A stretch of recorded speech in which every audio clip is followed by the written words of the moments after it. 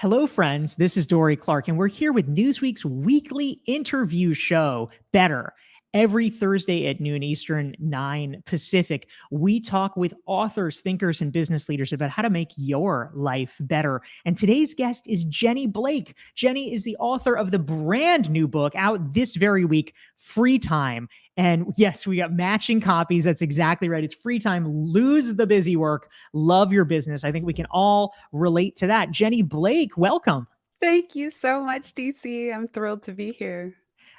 Thanks for joining us. And for all of you who are tuning in live, please feel free to type into the chat box and let us know who you are and where you are dialing in from. We want to hear from you. We want to hear what's on your mind and get your questions for Jenny Blake. Again, she's the author of Free Time, Lose the Busy Work, Love Your Business. So, Jenny, the first question that I have for you, obviously, this sounds like an excellent value proposition. I think most of us feel like we're kind of drowning in busy work, that we're almost never able to get to the real stuff, the stuff that we want to be doing with our business. For years, this has been a dream that we've sought. Starting in sharp relief 15 years ago with a 4-hour work week. Everybody says, "Yeah, bring it. I want less busy work." So, if you were to give the kind of high level view for someone who, let's say they're working 40 hours a week and they'd like to work 20, or if they're working 60 and they're like, you know what, I'd be super happy with 52. What do you tell people about this, and how do we even begin the process? Thanks, Dory. Well, first of all, what you're saying, just recognizing that there's room for improvement is step one. Two, I kind of live and work by the mantra, the agile development mantra of each time you repeat a task, take one step toward automating it. That's a principle or philosophy of a way to work where we take small steps today that can free our time far into the future. So I find that instead of just working in the weeds and in the busy work, if we can step back a little bit and design smarter systems in really simple, practical ways, those systems start to do the hard work for us. And it frees everybody, not just the manager of a team, but everyone on the team from doing that boring, busy work or bureaucratic stuff that, like you said, kind of drags us down. So free time is not just an outcome, it's also a verb. How do we continually free our time so that we can do even more of our best work? That's fantastic. I love it. Jenny Blake, thank you. She's the author of the book Free Time. And we want to say hi to some of our great guests tuning in. We've got Ellie, formerly of Singapore, now of London. We've got Joy from Calgary, Alberta. Juliana's here. Donald is here from Colorado. Cheryl, our regular guest from Minneapolis, St. Paul. Raj is here. We have Janice from Denver. Tanya's tuning in from Sacramento. We've got Danette from Hotlanta. I like the branding, Danette. That's excellent. We've got, Janice is here as well from Calgary. You and Joy should hang out. That's fantastic. Juliana's here. Marion also from Hotlanta. Everybody, we need to make some shidduchs here. Everybody needs to become friends, our better viewers. So welcome to all of you who are joining us. We have Jenny Blake, author of the book Free Time. And Jenny, so I love what you're saying. Essentially, it sounds like systems are at the key of this. Now, I want to hear more about that. But first, I really want to get a sense and just share with the audience. I know you, we are good friends. You are one of the most organized, systematic people and systematic thinkers that I know. And you have great processes in place for everything. I mean, you gained fame in the author community for creating this massive Excel spreadsheet that was, all the things that you need to do for book launches. So there are a lot of people out there, myself included, who are not naturally that good at systems. It's just, it's kind of a heavy lift. So obviously, once you have a system in place, that's great. But for somebody who might think of themselves as like, oh, I don't really know how to systematize. Maybe I'm a creative type. I can't really do this. What would you say to them, and how can we get them on the train to being able to create more free time? You're not alone. A lot of people feel allergic to the word systems, or they think about new software and get overwhelmed. They don't want to just keep chasing shiny objects or Frankenstringing new apps and systems together. And we all know that we've sometimes spent a lot of time, effort, energy, and money to implement new software or systems only to have them fall by the wayside. So you see this a lot in project management or time management apps and that sort of world. In the book, I share the primary diagnostic and the place that I would start if you don't naturally think of yourself as a systems thinker is just where are you in friction and where are you in flow? Friction is a sense that something in your life or your work is dragging you down. It's draining you. You're procrastinating. You dread tackling whatever that is. Flow is a state of what Mihai Csikszentmihalyi describes as near ecstatic bliss, where you're working, you're in the zone, you're on fire, time is passing, and you don't even realize the clock. So if we start by looking for one friction area, the area that you're in the most pain, the area that if you were to solve it would make your life and work so much smoother, you're going to be more motivated to find a solution. And the free time framework is 3 parts: align, design, assign. So first, I find before even thinking about the word systems or software or designing anything, we need to look at, is this area still aligned? Should you be doing it at all? And if so, often the reason we haven't dropped something altogether is we do care. Something about it does hit on our biggest values. So we just can shift a little bit of, how do I approach this area from a place of letting it be easy, letting it be fun? My friend Leanne asks the question, how can I fall in love with this again? And only once we were aligned conceptually, spiritually, energetically, then we move into intentionally designing, how could I make this easier on myself?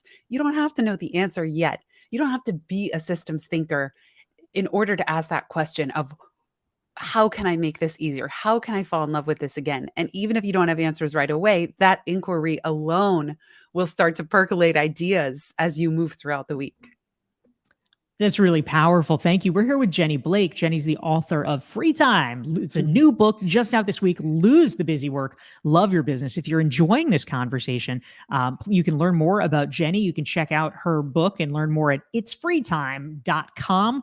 And especially if you're having fun here, click the like button and click the share button so that your friends and colleagues can benefit from the conversation as well. We also want to say hi to new folks tuning in. Scott's here from Baltimore, Dean from Kelso, Washington, Sushma is here, Leandro Benam from Iran, Fatima is here.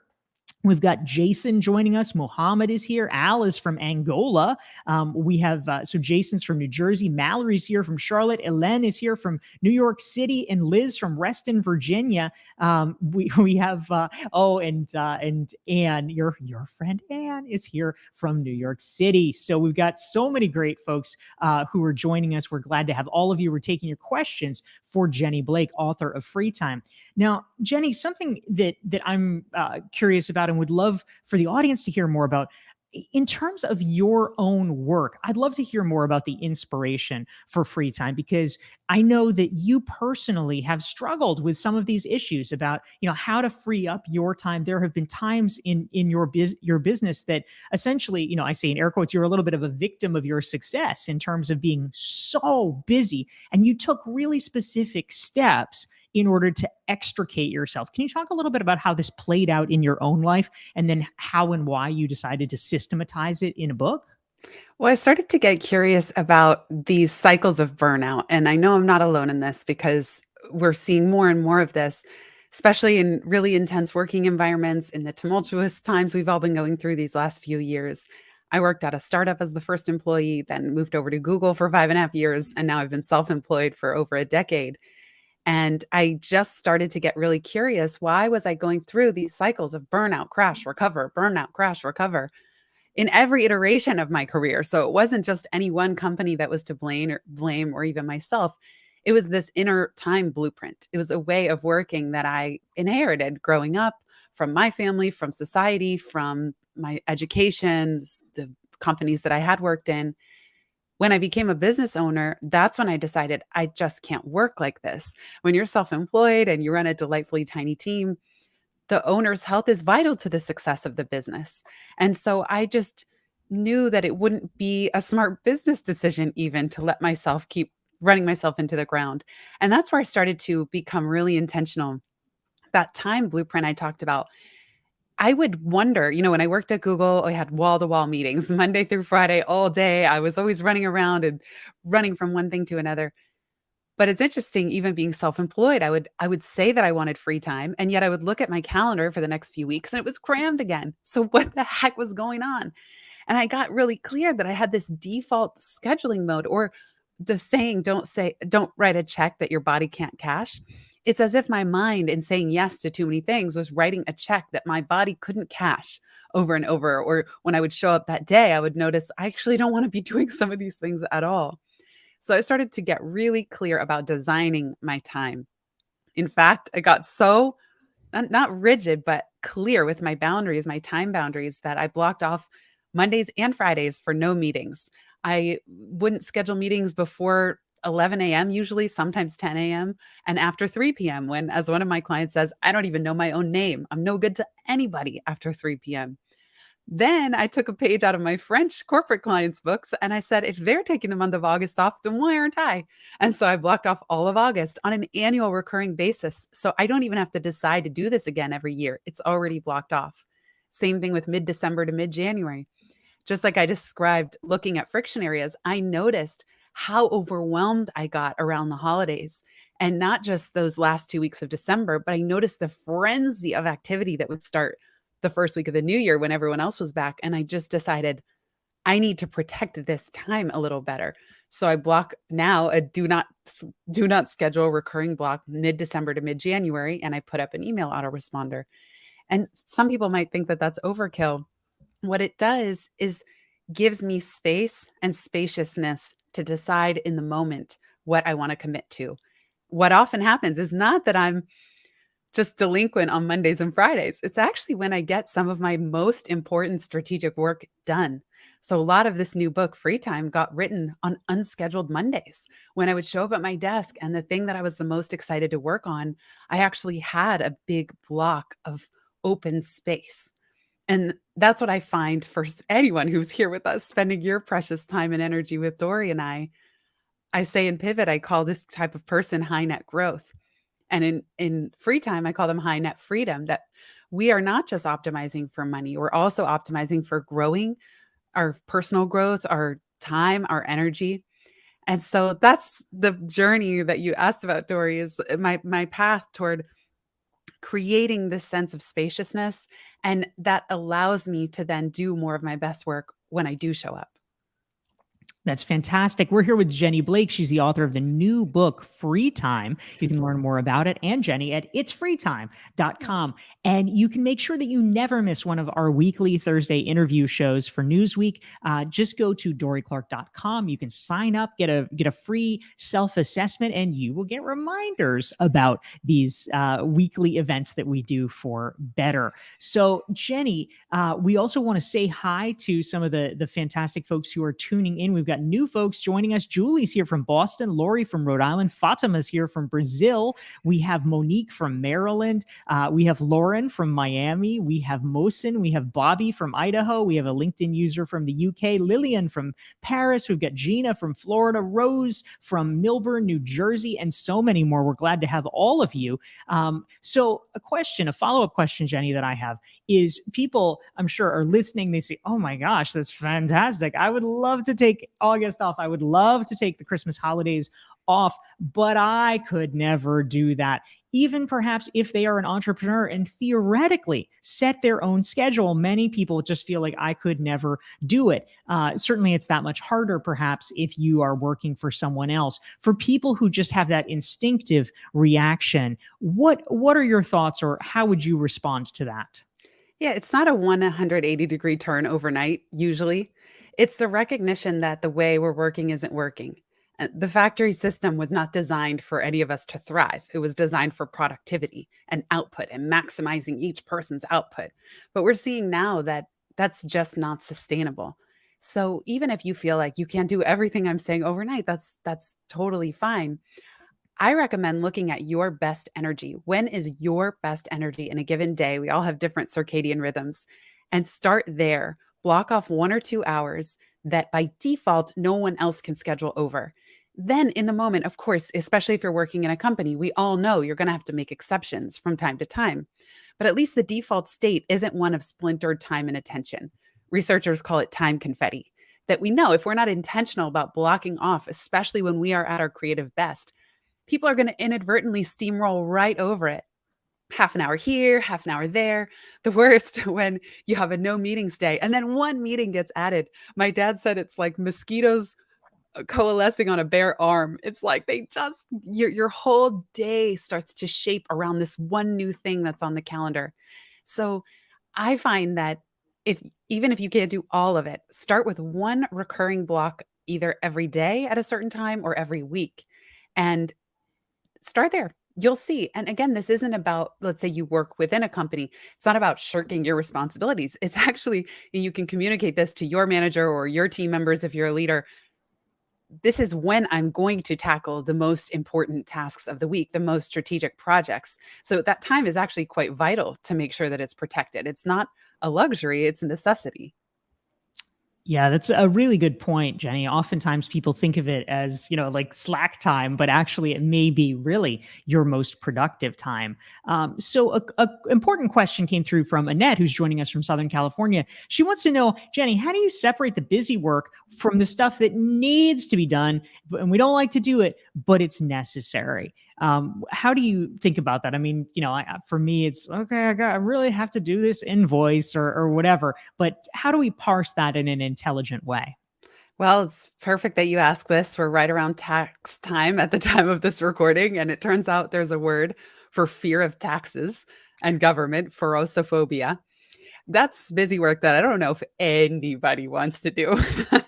Maybe the accountants who get paid to do it. But I think it starts with looking at what is the biggest drain on your time, energy, and attention. Because there's some busy work, like what Dorie described, invoicing. Yeah, it's kind of a pain, but it's also pretty quick. And I consider that happy money. When I send an invoice to a client, I feel happy. I'm grateful.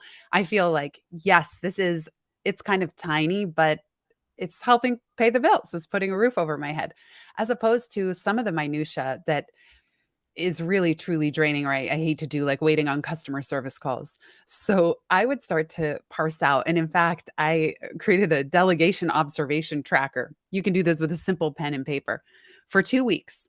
Just write down everything that you would move off your plate if you could. And the reason I say 2 weeks is that if I asked you right now in this moment, what do you define as busy work? A few things might come to mind, but certainly not all of it. But as you move through a typical day and an average week, you start to realize, oh, yeah, there's so many things on my get this off my plate wish list. So keeping that temperature check in mind. When are you drained? What are you dreading? What do you procrastinate on? What are you just also not very good at? There are certain things that will take you or me 10 times longer than somebody else who actually enjoys it. So start by observing, and then you can pick the one or two things in your busy work pile that would make the biggest difference to actually solve for. And that's why the third stage of the free time framework is assign. This is intentional because I know that some of us hesitate to let go of things. We secretly like the control, or, oh, if I want this done, I need to do it myself. Or if I want it done well, I got to do it myself. This is a stretch, but how much can you assign to other people? And again, this is not just about pushing terrible work down on everyone else. Some people are genuinely excited to do the work that drains you, and they are happy for those opportunities. In a lot of cases, I saw in one of the comments, you can automate and eliminate a lot of the busy work. So when I've had conversations with my team members, I tell them, if part of the work drains you, tell me. I never take it personally. If your work is draining you, I don't think you're going to be doing a very good job. So together we can solve for that and say, is there a way we can automate some of this? Do we need to be doing it at all? With the pace of tech changes and innovation, I find often software solutions exist, let's say today that didn't even exist 6 months ago. So there's always new opportunities to problem solve around that busy work that nobody wants to do. Really important point. Thank you. We're here with Jenny Blake. Jenny is the author of the new book, Free Time, Lose the Busy Work and Love Your Business. We have wonderful folks tuning in from around the world. If you're just joining us, let us know where you're calling in from. Paula is here from Bilbao in Basque Country, Spain. We've got Nathaniel, a regular who's here from Austin. We've got Zalima from Mexico. We're really glad to have all of you joining us. And we have a question that came in. It's, I think, a good one from Cheryl. She wants to know, Jenny, how do you help set expectations for, a well-intentioned friend or family member who just keeps horning in on your time? You try to protect your time, they won't let you. What can we do in a loving way that helps set those boundaries? Well, if you happen to live with said family member, you probably can't see, but at the very top of that bookshelf, I have these foam door hangers from Amazon. They're $10 for a colorful pack of 6 or 7. And I actually write on the red one, text only, do not enter. And then on the yellow one, it's knock first. I'm working, but come on in. There's a green one that says, come on in. I'm available for interruptions. So that's been a very simple analog solution that I do within my house. I also find I am a big fan, and I've done a couple episodes of this on the Free Time podcast. Staycations and workcations. Get out of the house. Sometimes, we love our family and our furry friends and everyone, but it can get so overwhelming. So I do live in New York City, but I have been known to go book a hotel in the city for 3 days just so I can have a little personal retreat, R&R, because I'm very introverted actually. So being alone is how I recharge. And sometimes I just need extra charging time. I know that's not always available to everybody. For small business owners, sometimes I suggest, well, you could ask, how can I earn this staycation? What ideas would I need to work on, or what would I need to create or launch in order to kind of justify that added expense? WeWork now offers $29 a day for drop in. So I do find that every now and then when you just feel yourself getting overwhelmed, my signal is I get resentful. I go, why is everybody texting me right now? And it's like, has nothing to do with each person. It's just a signal that I'm overwhelmed and maybe need to get out of the house, change my environment, and also not feel guilty about putting up do not disturb so the notifications don't come in at all. So when I'm really in a deep focused place, I just put do not disturb on my computer, on my phone, and there's just almost never anything so urgent that it can't wait 4 hours, 5 hours. And of course, if you have kids or something where you really need to be notified, there are ways to make exceptions for that in your devices. Really good point. Jenny Blake is the author of the new book, Free Time. You can learn more and check it out. Buy your copy at itsfreetime.com. It just came out this week. We want to say hi to new folks tuning in. Elizabeth's here from Tennessee. Vani is here from the south of France. And Jenny, we have a lot of buzz in the channels where people are curious about how you do things. They want to learn more about your process. I think a lot of people can relate to our friend Lori. She says, how do you escape email hell? I can relate to this. I literally just this past weekend wrote an article that came out about email and inboxes and how much we are suffering because of them. How do you handle email personally? And what is your advice for people that just feel overwhelmed by the 50, 100, 200 messages that inundate them every day? This is a collective issue. So it's not just you. And it took me a long time to realize that. For over 10 years now, 15 years, my email inbox is my number one source of stress and micro guilt. And I say micro guilt because it's just those tiny moments of, oh, shoot, I haven't gotten back to this person or this one.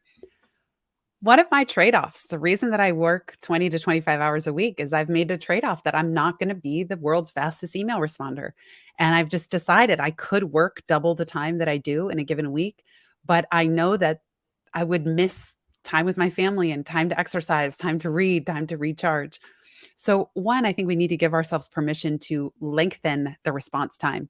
Just because every new social media platform, LinkedIn, TikTok, Twitter, Facebook, whatever ones you're on, Instagram, every time a new platform is created, we get a new inbox. Who agreed to this? And then text messaging, it has this built-in expectation that you're going to respond instantaneously. And what I find is the total of that is just Sisyphean. So Sisyphus is the Greek god punished to roll the boulder up a hill only to have it roll back down for all of eternity. The strategy that I recommend, just like the delegation observation tracker, is instead of just working in your email, which is never ending, work on the process of email. So here's what I mean by that. I liken it to the game The Floor is Lava that many of us play as kids. The floor is lava. If you get on the floor, you're out. The floor is lava. You have to jump from one piece of furniture to the next. So when you're working in email is a misnomer. Because the word email represents dozens of types of requests, projects, categories, tasks, etc. In the floor is lava game of email, build the furniture, build the process of how you respond to certain types of messages. And so what I do now is when I sit down at my inbox, I actually have something open, and I have a template for this that I can share with all of you in the free time toolkit. It's free, where you actually note all the categories and you start to problem solve for the categories and even delegate. The last thing I'll say, some of you may be at a point where you want to hire a virtual assistant or somebody to help in your email. And what I would recommend if you do that, what I just said to the person I just hired after finally caving and saying, I really need more help than what I can do. I said to her, I want us to imagine that 3 months from now, you are going to move out of this role and we're going to bring someone new in, but neither one of us can even have a single phone call with that person. So I need our guide to how to answer Jenny's email to be so comprehensive, so ironclad, so detailed that we could hand it off in 3 months without a single conversation, and that next person would know exactly what to do. That way, I'm not onboarding and training somebody only to have them leave with all the systems and process only in their mind and then start all over again. I love it. Such an important caveat. We're here with Jenny Blake, author of the book Free Time. It is new, and you can learn more about it and Jenny at itsfreetime.com. I also want to make sure that we give a special birthday shout out to Todd Churchis, who's a former guest on Better. He says, hi, thanks for tuning in on your birthday, Todd. If you're interested in checking out my interview with Todd, you can go to the YouTube channel for Newsweek or my personal one, Dorie Clark, and just search for Dorie Clark and Todd Churchis, and you can check out our conversation about his great book, Visual Leadership. So, Jenny, there's so many great comments coming in. People are so excited about all of the ideas that you're sharing. But one that I think was especially great is Maureen really wants to double click on your idea about taking August off and not scheduling in August. She says, can you talk a little bit more about the systems and the procedures? How do you set it up? If we're planning now, if we're starting in March to try to plot for this, what do we need to do today to make sure that we can successfully take the month of August off as well? Well, yay, Maureen. Woohoo! I love this. I'm sensing 2022 is going to be your year because we're right in the perfect window to plan for it. Step 1, block it off on your calendar from now. Step 2, the question you asked is a great inquiry to hold for yourself over the next month or two. What do I need to do to go into August guilt-free and footloose and fancy-free? So just ask yourself, because for each of us, the answer is going to be different. For starters, I also want to say what I noticed having done this twice now, 2 years in a row. Everyone else is taking August off. Now, maybe not the entire month, but so many people are out. The work does slow down significantly. So I think you could have a little confidence going in, knowing that a lot of other people are also relieved not to be in such an intense work mode in that month of August. And many people are traveling with kids and taking their own time off. So what I would ask is, are there any exceptions? Would anything in your business break if you were to take this summer break? Whatever those are, you can solve for them. So if you cannot do the month of August with no meetings at all, could you consolidate them to 2 days within the month or 1 day a week? I mean, now we're getting into where you're kind of scheduling back over it again. But I would just ask, what would break and how can I solve it? And I would also ask, could these items that I think are so time sensitive, my friend Julie calls it true urgency versus false urgency. Sometimes we have a false sense of urgency or pressure. Does this really need to happen in August? Or could it wait till September? Would anything go awry if this person, client, colleague needed to wait a little bit of extra time? And so as you do think about what would you require from your team, from yourself, from an autoresponder, from your calendar, at least you can start to solve for those things. And I think you'll find actually surprisingly that 90% of your work could wait till September or be handled in July to no detrimental effect. Love those tips. This is great. We're here with Jenny Blake. We're getting close to wrapping up, but we're not wrapping up yet. She's the author of Free Time. And if you want to learn more about the book and download Jenny's fantastic and helpful toolkit, just go to itsfreetime.com/toolkit and you can get the full 411. Jenny, one of the last questions that I want to make sure that we tackle, this is a speed round question, but inquiring minds want to know. Liz is curious if you can talk about if there's any apps that you like. I know you are very up on this. This is one of your hobbies, is collecting useful apps. Can you name 1 or 2 or 3 that you think other people who are tuning in might enjoy? Only my favorite question ever. Liz, I thought you would never ask. I love this question. And in fact, if you want to know all 50 software services that I subscribe to run my business, when you join the Time Well Spent newsletter, same website Dorie put, you'll get a list of all the software services I subscribe to and at what investment. And that list is one I use because we have so many subscriptions now, so that you can see how I set up my tracker. I am loving Notion. I run my entire business operations on Notion, and it's really low investment, but it can do everything. It is how I have created my externalized business mind. Nothing lives in my head or team members. Everything is in Notion. So that has a bit of a learning curve, like I said. But when you check out the free time toolkit, this URL that Dorie put, you'll see Notion in action, notion.so. I love Zapier or Zapier, Zapier. That helps me automate a ton of repetitive tasks in my business. And even if you're not a business owner, you would be shocked at how much it can automate for you. It takes a little playing around with. But when people fill out a form, it can also add them to a calendar and invite. It could add a row to a Google Sheet. There's so much that's possible. I also love Text Expander. That's where I save all my keyboard shortcuts so that I have to type just one word and maybe an entire 3-paragraph email populates. That's another really helpful one. And you know me, Dorie, I could go on for ages with all of this, but I'll say those are 3 of my top favorites. Well, these are such good ones. Thank you so much. We have been here with Jenny Blake. She's the author of the new book. You can get it now. Free Time, Lose the Busy Work, Love Your Business. You can learn more about the book, pick up a copy, and get a free toolkit at itsfreetime.com/toolkit. Thank you all for tuning in. And Jenny Blake, thank you for joining us during your launch week. Thank you so much, Dorie. It's just a delight to be here. I'm a big fan of these very interviews, so I'm honored to be a guest. And I really appreciate all of you being here and the fantastic questions as well. Thank you so much. Thank you, Jenny. Thank you, everyone. We'll see you next week. Thanks, everybody.